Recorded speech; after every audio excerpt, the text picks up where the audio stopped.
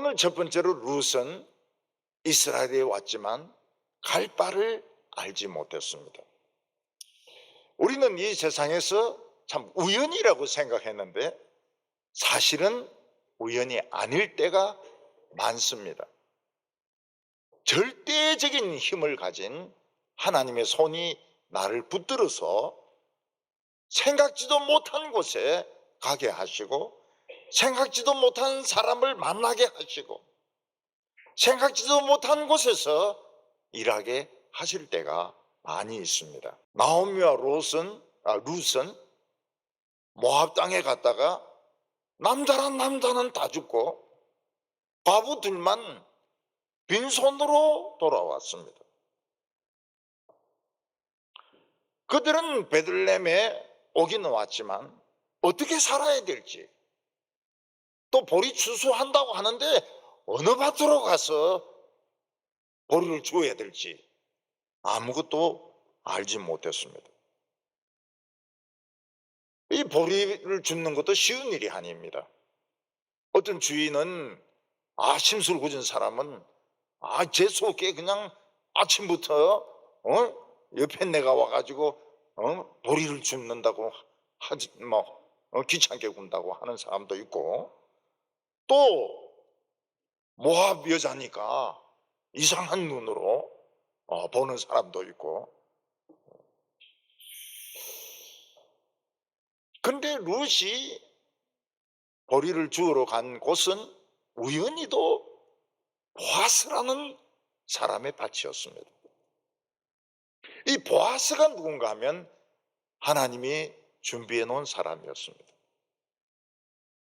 룻은 베들레헴에 와보니까 진짜 집도 없고 밭도 없고 솥도 없고 냄비도 없고 아무것도 숟가락 젓가락도 없는 거예요.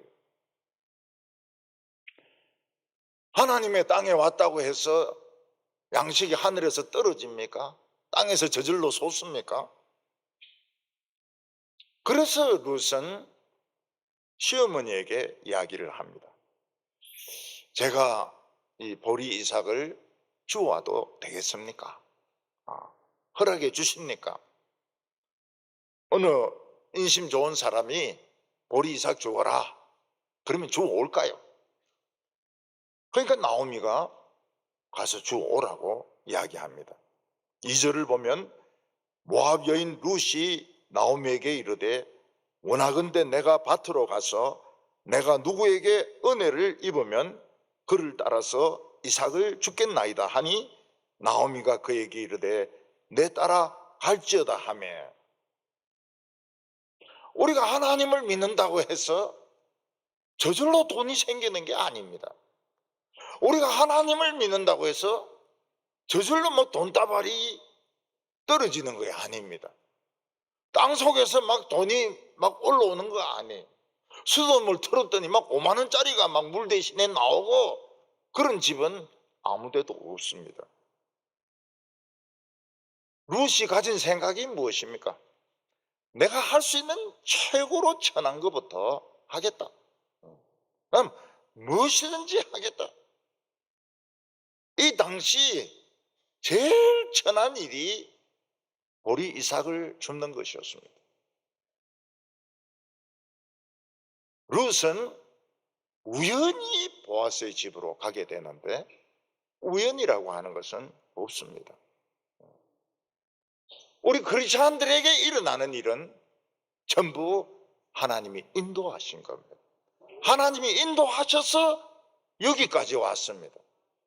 앞으로도 하나님이 인도하실 줄 우리 믿어야 되는 겁니다. 지금 어떻게 해서 내가 여기 왔을까? 그거 자꾸 생각하면 정신병이 생겨요.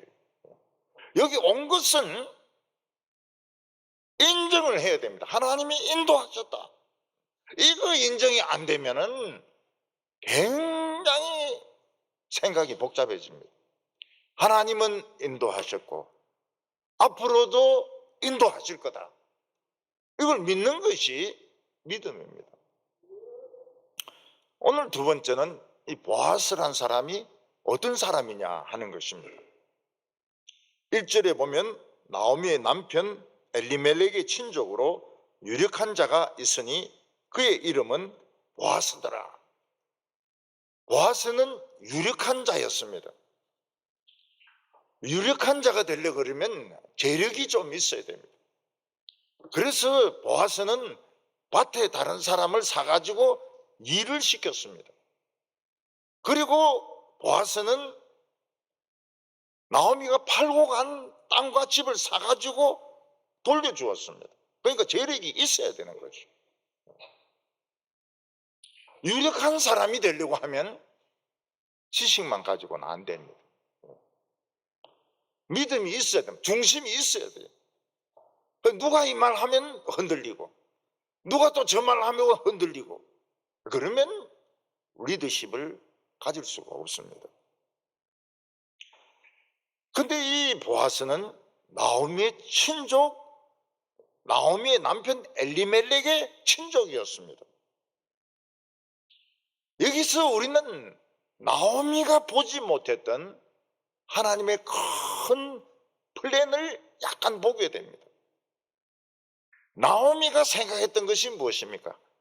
두 며느리가 거지 노릇하지 않고 행복하게 살려면 재혼을 해야 된단 말이에요.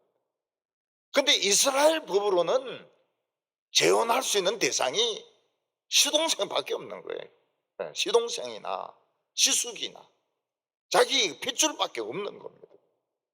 근데 형제들이 다 죽었으니 이 두 며느리는 재혼을 할 수가 없어요. 그래서 나오미는 두 며느리에게 신신부탁을 해서 모압에 남아가지고 모압 남자하고 재혼을 하라고 자꾸 권해가지고 하나는 남고 하나는 결사적으로 따라오게 된 것입니다. 근데 성경에는 보면 어떻게 되어 있는가 하면 형제가 없어도 재혼할 수가 있습니다. 어떻게 재혼할 수 있느냐? 친족이 있으면 가까운 친족선으로 재혼할 수 있습니다. 근데 그렇게 하는 사람이 없는 게 문제입니다. 나오미는 그럴 수 있는 사람이 아무도 없다고 생각했습니다. 왜냐하면 이런 식으로 재혼을 하면 그 아기가 누구 아기가 되는가 하면 죽은 사람의 아기가 됩니다. 그리고 그 죽은 사람이 팔고 간 밭과 집을 사서 이 애에게 줘야 됩니다. 그러니까 이런 재혼은 몸 주고 돈 주고 애 주고 모든 것을 다 주는 재혼이기 때문에 망하는 겁니다. 쫄딱 망하는, 이익은 하나도 없습니다. 전부 다 주는 겁니다. 그래서 나오미는 아예 그런 기대조차를 하지 않았습니다. 근데 베들레헴에는 그럴 만한 믿음을 가진 사람이 있었습니다. 아직은 자세히 설명이 되지 않습니다. 본인도 모르고 룻도 모르고 나오미도 모르고 아무도 모릅니다. 그렇지만 그런 믿음이 준비된 사람이 있었습니다. 누군가 하면 바로 이 보아스였습니다. 이 보아스가 왜 이런 믿음을 가지고 있는가? 어머니와 아버지가 굉장히 훌륭한 믿음의 사람이었습니다. 그걸 보고 컸기 때문에 이 보아스가 스케일이 큰 거예요. 이런 좋은 신앙도 그냥 하늘에서 떨어지고 땅에서 그냥 생기고 뭐 우찌우찌 믿다 보니까 신앙이 좋아지고 이런 경우 없어요. 뭔가 본 것이 있어야 됩니다. 교회에서 자라는데 그 어른들이나 어머니나 교회 목사님이나 이런 분들이 큰 그릇인 거예요. 큰 그릇인 거예요. 뭔가 본 것이 있어야지 또 그런 후손이 나오는 것이지, 먼저 믿는 사람들이 쪼잔하게 믿으면 뭐 별거 아닌 거 가지고 싸우고 뭐 이래 하면 그 뒤에 자라는 세대는 뭐 아무리 수련회를 하고 아무리 무슨 성경 공부를 현대적으로 해도 그런 인물이 안 나와요. 보고 믿는다는 게 굉장히 중요한 겁니다. 봐야 돼. 근데 보아스는 봤어요. 뭘 봤는가 하면 그 어머니의 위대한 신앙, 아버지의 위대한 신앙, 이걸 보고 큰 겁니다. 그래서 그 당시에는 이런 신앙을 가진 사람이 없어요. 그러니까 보아스가 주인공이 되는 겁니다. 보아스는 누군가 하면 살몬의 아들이었습니다. 어머니는 누굽니까? 여리고 성의 유명한 기생 라합이었습니다. 살몬은 많은 사람들이 추측하기를 여호수아가 여리고성에 파송했던 2명의 정탐꾼 중에 1명일 거라고 생각합니다. 저도 그렇게 생각해요. 저도 그렇게 생각합니다. 여호수아는 여리고성을 공격하기 전에 이스라엘 백성들을 시딤이라고 하는데 머무르게 하고 요단강을 안 건너고 2명의 스파이를 먼저 보냅니다. 2명의 스파이를 보내면서 왜 이들을 보내야 되는지 잘 이해를 못했어요. 여호수아만 이해 못한 것이 아니고 아무도 이해를 못했습니다. 근데 왜 이 2명의 스파이가 여리고로 갔느냐? 여리고성 그 많은 사람들 중에서 하나님을 믿고 싶어하는 여자가 1명 있은 겁니다. 하나님은 그 여자를 건지려고 이 스파이를 보낸 겁니다. 기생 라합이라고 하지만은 창녀는 아니었던 것 같아요.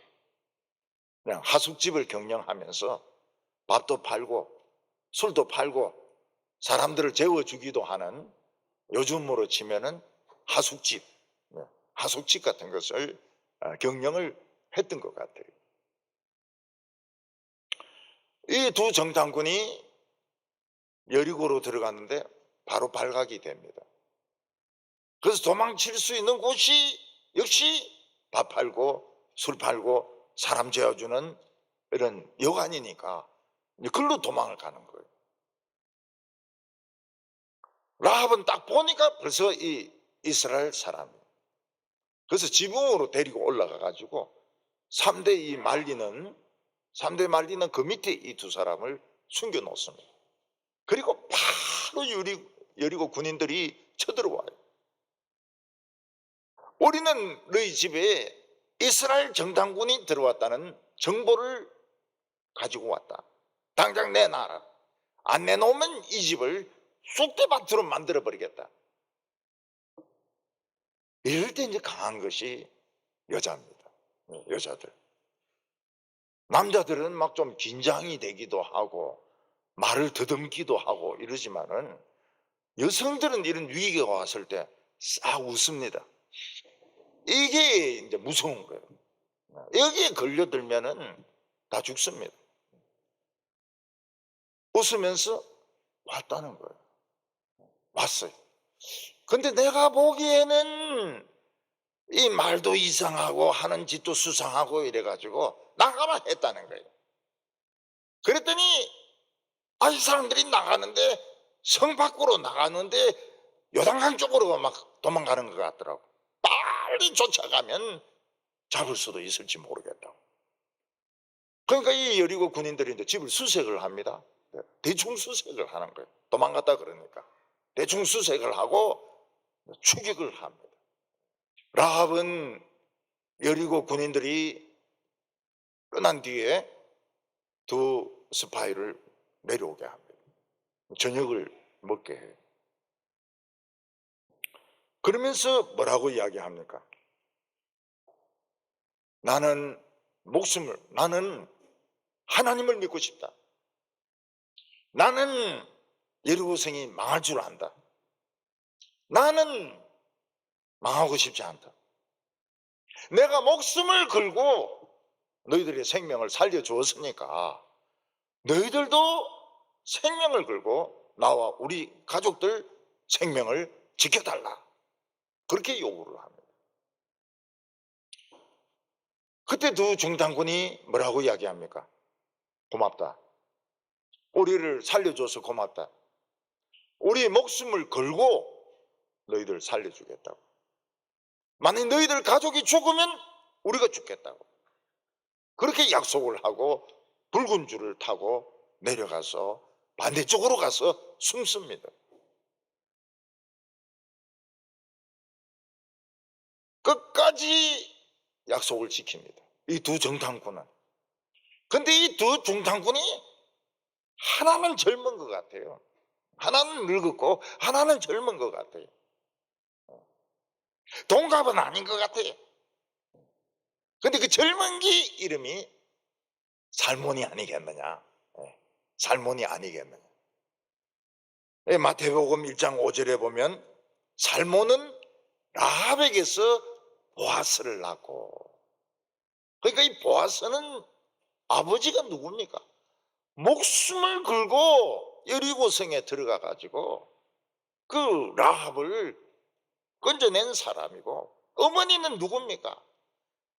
여리고성 여자인데 여리고성 왕을 배신하고 이스라엘 스파이들을 감추어 두었다가 구원받은 여자가 라합입니다.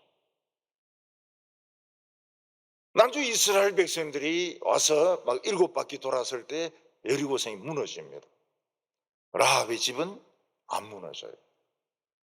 여호수아는 두 정탐 스파이에게 제일 먼저 라합의 집에 가서 라합 식구들을 데리고 나오라고.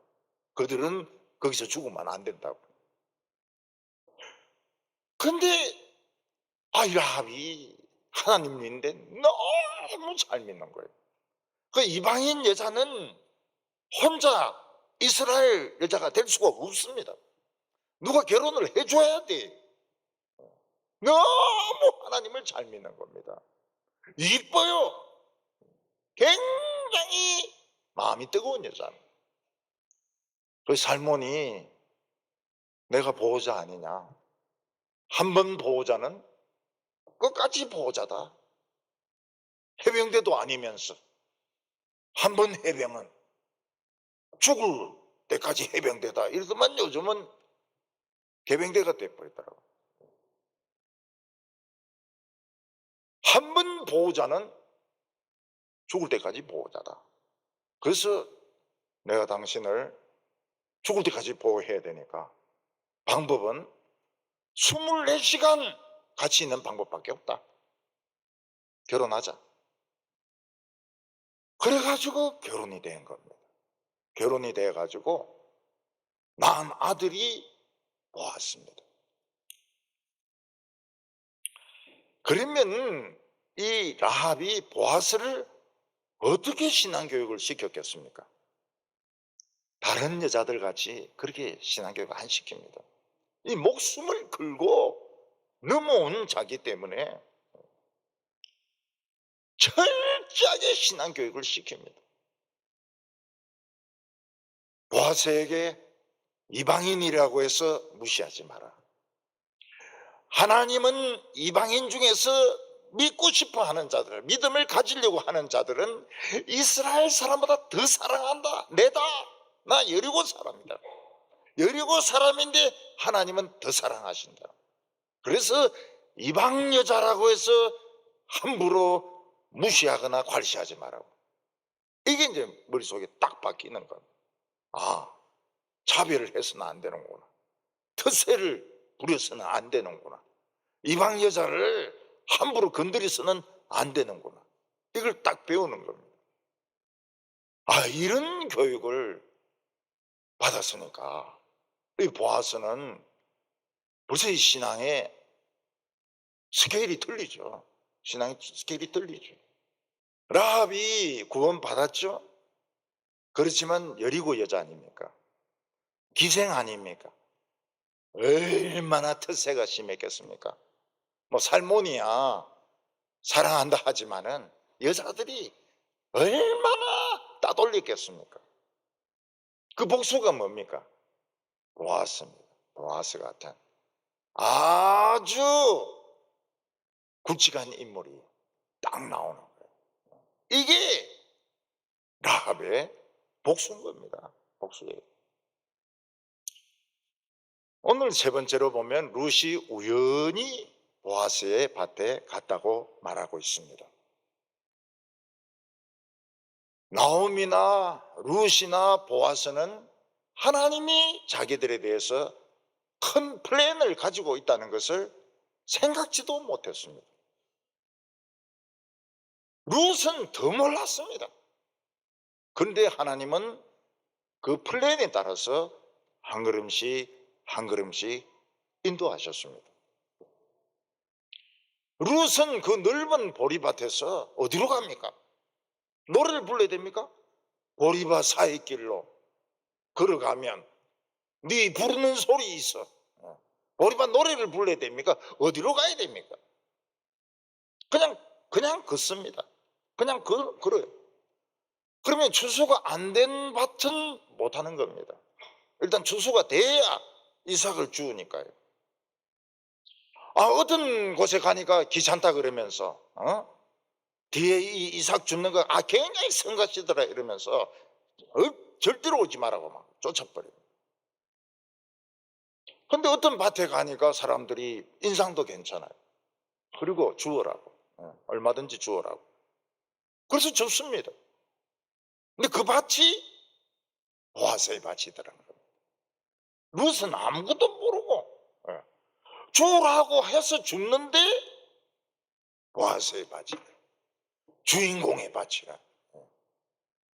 3절에 룻이 가서 베는 자를 따라 밭에서 이삭을 줍는데 우연히 엘리멜렉의 친족 보아스에게 가서 속한 밭에 이르렀더라. 룻은 보아스란 사람을 알지도 못합니다. 또 보아스의 밭을 찾아갈 생각도 못했습니다. 어떻게 가다 보니까 그 밭에서 이삭 주우라고 하고 나중에 알고 보니까 보아스의 밭이더라는 겁니다. 이게 하나님의 드라마입니다. 드라마 1막은 너무 비참했습니다.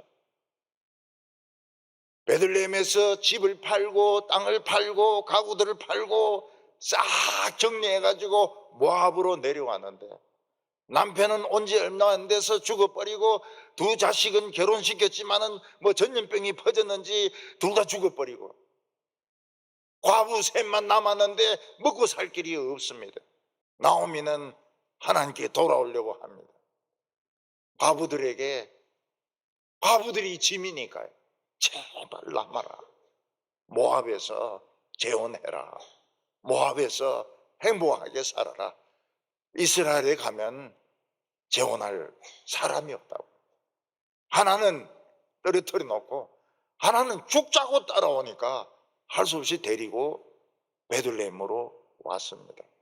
오니까 막 온 베들레헴이 막 시끄러우면서 막 나오미가 돌아왔다고, 나오미가 쫄딱 망해서 돌아왔다고 막 합니다. 여기 일막입니다. 일막. 나오미는 진짜 비참해졌습니다. 인생 밑바닥까지 내려갔습니다. 나오미는 이야기합니다. 하나님이 모압 땅까지 오셔서 우리를 치셨다고. 지금 상처투성이가 돼서 돌아왔다고.